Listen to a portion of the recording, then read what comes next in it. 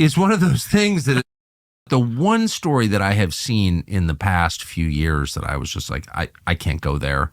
That's just flat earth stuff, is the Bridgette McCrone, Emanuele McCrone, President of France's wife, was accused first by French journalists and then by my friend Candace Owens, who's one of the nicest people I've ever met, actually.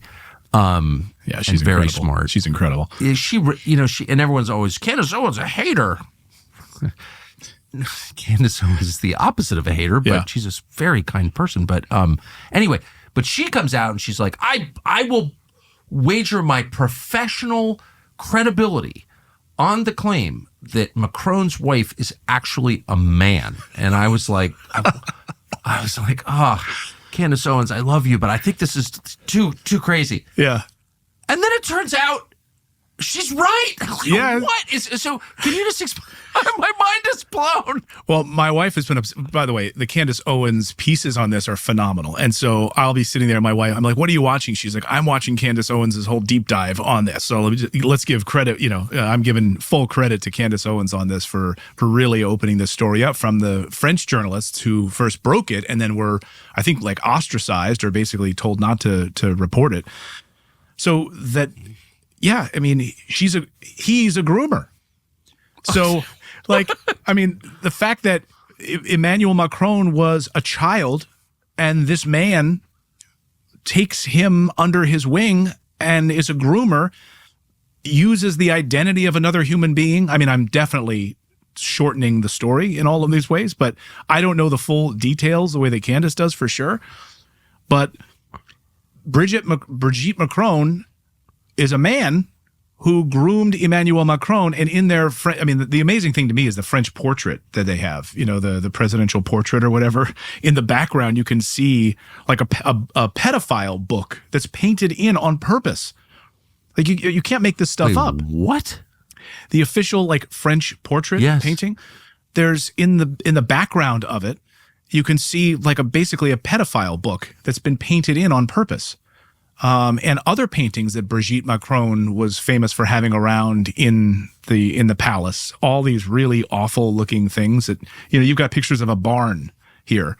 The stuff that Bridgette likes to hang around is like pedophilia stuff on the walls. So it's incredibly crazy. What is it with pedophilia? I mean, pedophilia is one of those things that it's like, it's so, and I can relate to almost any sin, but I just want to be clear. I'm not being holier than thou. I mean, I've done bad things. I have had, bad impulses. I can kind of understand why people get pissed and shoot each other or steal or, I don't, but I get it. Road rage. Yeah. Completely. Yeah. There, but for the grace of God. That's how I sometimes feel. But pedophilia? That's something that I can honestly say with a clean conscience never even occurred to me. That's so. Yeah, I can say it too. What is that? It's to me, and what's it's on its surface is it's absolutely terrible. But then when you go even a layer deeper, when there's a whole mechanism protecting these people who are all actively involved in it, in Hollywood, in Washington, D.C., funneling. I mean, again, not to go back to it, but it's all part of this operation with these elites who, when you have these children, for instance, in Guatemala, 197,000 Guatemalan children that were funneled into the United States and were then funneled to be used in the sex trade in the United States. The United States is the largest purveyor of child sex trafficking in the world. And we bring more children into the United States and are used for sex slavery than any country in the world. When Trump was asked, where are these children, these 300, 400,000 children, and Trump said, I think they're dead. Trump was honest about it. They are. They're used and abused and thrown away. And so when you have people like Bridgette McCrone who are like groomers of children, it makes sense that they would be protected. It does. And these elite circles. It's incredibly disgusting. Boy, I never thought I would get to a place where I would nod as somebody said our elites are trafficking children for pedophilia. But actually, once you see what's going on, it makes sense because what is pedophilia? It's a spiritual, it's not... I do think that it's more than just a diseased sexual impulse, though. It's clearly that. Yeah. But it's the desire to defile purity. Yeah. I think that's what it is. Yeah. I think the appeal is you take a child who is pure, physically untouched, not corrupted, by adult desire, and you destroy that. Yeah. And that's the charge. And that's a spiritual thing. That's like child sacrifice. It's like, which was ubiquitous. And by the way, it's world. still happening. I mean, it's just, to me, it's just part of the same thing. Not all sleep aids are made by pharmaceutical companies. You probably heard about 8 Sleep by now each day. Perfect. You get and recover. It's the child sex trafficking, and then the killing off of the children.